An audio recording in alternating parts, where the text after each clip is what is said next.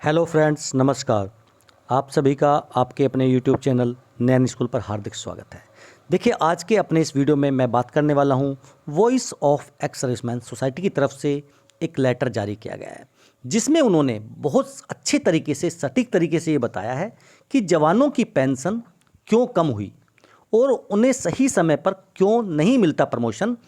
इसमें ऑफिसर्स ने अपने फ़ायदे के लिए ऐसी ऐसी चीज़ें बनाई और कब बनाई और क्यों बनाई, ये सारी बातें इस लेटर में दिखाई गई हैं। तो मैं आपके साथ वो लेटर शेयर कर रहा हूँ, जिसमें आपको पता चलेगा कि आखिर कैसे आपके प्रमोशन और आपकी पेंशन के बदले में ऑफिसर्स ने अपने लिए मलाई खा ली है। चलिए शुरू करते हैं आज का वीडियो। अगर आप मेरे चैनल पर नए हैं, चैनल को सब्सक्राइब कर लीजिए। वीडियो पसंद आए तो लाइक और शेयर ज़रूर करें। देखिए, voice of ex serviceman society की तरफ से ये लिखा गया है। आदरणीय पूर्व एचसीओ, जेसीओ, एनसीओ, ओआर, कृपया पढ़ें। इन्होंने देखिए कारगिल युद्ध का यहाँ पर हवाला दिया है। कारगिल युद्ध के बाद जो रक्षा सचिव थे अजय विक्रम सिंह, उनकी अध्यक्षता में एक कमेटी गठित हुई, जिसके सदस्य सेना के तीनों अंगों के एक एक अधिकारी थे। उन्होंने रिपोर्ट दी। रिपोर्ट में सरकारी धन का अधिकारियों की सरकार जो सरकारी धन आ रहा है, यानी जो भी गवर्नमेंट की तरफ से फाइनेंशियल असिस्टेंस है, अधिकारियों की तरफ मोड़ने में और जेसीओ एनसीओ ओआर को दबाने में महत्वपूर्ण भूमिका निभाई। यानी वो जो कमेटी बनी थी, जिसमें डिफेंस सेक्रेटरी थे और उनके साथ तीनों सेना, आर्मी, एयरफोर्स, नेवी से एक एक ऑफिसर्स डिटेल्ड थे। तो देखिए, उन्होंने जो अपना रिजल्ट दिया, उस रिजल्ट की से ये बात सामने आई कि जो ऑफिसर्स हैं उनकी तरफ पूरा जो पैसा था वो मुड़ गया और जेसीओ एनसीओ एससीओ को दबाने में उस रिपोर्ट ने महत्वपूर्ण भूमिका निभाई। बाद में रक्षा सचिव ने अपनी रिपोर्ट को तोड़ मरोड़ कर और मूल भावना से अलग लागू करने का भी आरोप लगाया कि जो मैंने रिपोर्ट बनाई थी, जिस रिपोर्ट में मैं शामिल था, उसको दूसरे तोड़ मरोड़ करके और जो उसका मेन कह सकते हैं कि स्पिरिट थी, उससे अलग यहाँ पर एक रिपोर्ट जो है लागू की गई थी। सैन्य कमांडरों की गलती के कारण कारगिल की पहाड़ियों के हमारे पोस्टों पर दुश्मन देश आकर बैठ गए, जिसके हटाने के लिए कारगिल युद्ध हुआ। युद्ध के बाद अधिकारियों ने अपने फायदे के लिए इसे एक अवसर की तरह इस्तेमाल किया। कमांडिंग ऑफिसर की यंग प्रोफाइल के नाम पर अधिकारियों ने उस कमेटी की रिपोर्ट के आधार पर प्रमोशन मेरिट पर परफॉर्मेंस के स्थान पर टाइम स्केल करवा लिया। देखिए, यानी अभी जहाँ पे एक सेकंड लेफ्टिनेंट वहाँ पर बैठता है, तो बोला कि नहीं नहीं, एक्चुअली ना सीनियर होना चाहिए, तो उनका प्रमोशन थोड़ा जल्दी कर दो। अब प्रमोशन जल्दी कर दिया गया टाइम स्केल के आधार पर। अब उस टाइम स्केल में क्या किया गया, आप देख सकते हैं। 2 साल में कैप्टन, लेफ्टिनेंट कर्नल अगर हम बात करें 13 साल में, कर्नल 26 साल में। ये उन्होंने सारी चीज़ें कर ली। जो मेजर जो 10 साल में सिलेक्शन ग्रेड में प्रमोट होता था, अब 6 साल में सब्सटेंटिव मेजर बनाने लगे। अब देखिए, 6 साल में मेजर बनने लगे, जबकि यहाँ पर 10 साल में उनके लिए सिलेक्शन ग्रेड में प्रमोट होता था, लेकिन अब 6 साल में शुरू कर दिया। 26 साल में टाइम स्केल कर्नल बनाने लगे, तो कर्नल सिलेक्शन ग्रेड में 16 साल में बनने लगे। जो 26 साल था वो 16 साल में कर दिया इन्होंने। इस रिपोर्ट को लागू होने में से 90% जो अधिकारियों को फ़ायदा हुआ और 20 लेफ्टिनेंट जनरल, 75 मेजर जनरल और 222 ब्रिगेडियर को भी अपग्रेड किया गया। दुनिया के किसी भी देश में इतना तेज प्रमोशन नहीं है, वो भी टाइम स्केल, जिसके मेरिट और परफॉर्मेंस से कोई लेना देना नहीं है। इससे पहले सेकंड लेफ्टिनेंट रैंक को समाप्त कर दिया गया था। सेना का अधिकारियों को सेना में ही सेवानिवृत्त होने के बाद रीएम्प्लॉयमेंट होने लगे। यानी जो आर्म्ड फोर्सेस के रिटायर्ड ऑफिसर्स होते थे, उनको रीएम्प्लॉय का काम शुरू करने लगे। लेकिन सरकार और सेना ने ओवरऑल सेना के बारे में ना सोचकर सिर्फ ऑफिसर के बारे में सोचा।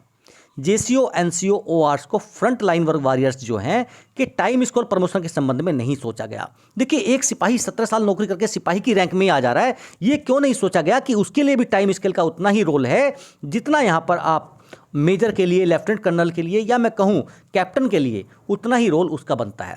सेकेंड इन कमांड 13 साल में बनने वाला लेफ्टिनेंट कर्नल चाहिए, लेकिन 16 साल में बनने वाला कर्नल उनको चाहिए। लेकिन जो जेसीओ है, प्लाटून कमांडर है या अन्य पदों पर जो बैठे हैं, उनको 24 साल से 26 साल बनने वाला ही जेसीओ चाहिए। ऐसा क्यों?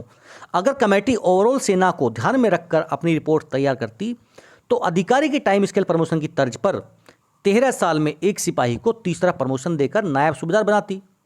देखिए नायब सूबेदार भी नहीं, अगर उनको मिनिमम ऐसा हो कि अगर आप 13 साल सर्विस कर लेंगे तो आपको हवलदार बनाया जाएगा, तो देखिए कोई भी पीएमआर नहीं जाना चाहेगा। जो आप आज पीएमआर की तरफ बात बोल रहे हैं कि पीएमआर है, इसको आरओपी नहीं मिलेगा, ये सब आपकी पॉलिसी की देन है, उनका कोई पीएमआर का कॉन्सेप्ट नहीं है। आप उनको 13 साल में हवलदार बनाइए, दिक्कत कहाँ आती है इसमें?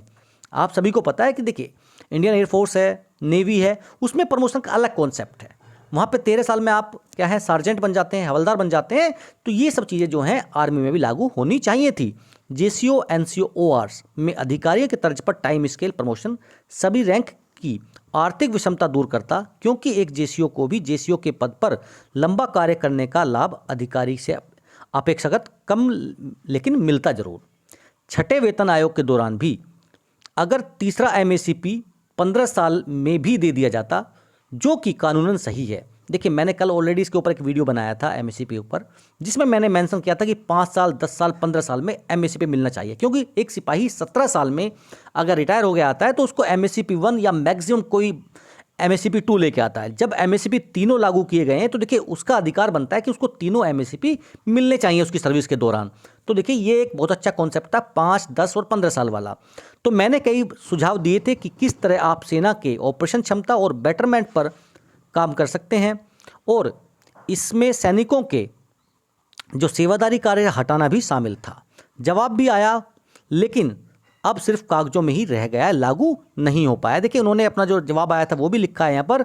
उन्होंने बोला है voice of ex serviceman society इस विषय पर गंभीरता से विचार कर रही है कि तीनों एमएससीपी 15 साल तक देने के लिए केस दायर करे, क्योंकि अपने पूरे कैरियर में एम्प्लॉय 3 एमएससीपी का हकदार है। अगर पूरा कैरियर 15 से 17 साल तक का है तो उसे पहले तीनों एमएससीपी मिलने ही चाहिए। 1 अप्रैल 2023 का ये लेटर है और वीर बहादुर सिंह जी का ये लेटर साइंड है। तो देखिए ये मैंने आपके सामने शेयर किया था कल, जो वीडियो बनाई थी उसमें मैंने आपको बताया था कि आर्टिकल जो है संविधान का हमारा 38(2) उसमें है कि जो भी पे इनइक्वलिटीज़ हैं, यानी उनकी जो इनकम असमानता है उसको कम करने का काम राज्य सरकार का होगा। और उसमें जो मैंने पॉइंट नंबर 13 जिस पर डिस्कस किया था उसमें बताया था कि ऑल 3 एमएससीपीज़ को जो है 17 साल के अंदर लागू किया जाना चाहिए। जो वर्तमान में 8, 16 और 24 है उसको 5, 10 और 15 किया जाना चाहिए। तो देखिए ये था पूरा का पूरा वो लेटर जिसमें ये बताया गया है कि कैसे ऑफिसर्स ने अपने फ़ायदे के लिए अपना प्रमोशन और अपना पे बढ़ा लिया, लेकिन जेसीओज़, एनसीओज़ और जो भी ओआरस हैं उनके बारे में नहीं सोचा और उनको दबाने का काम इन रिपोर्ट्स ने किया था। अगर आपको ये जानकारी पसंद आई तो चैनल को सब्सक्राइब करें और वीडियो को शेयर करें। फिर मिलेंगे आपसे। जय हिंद, जय भारत।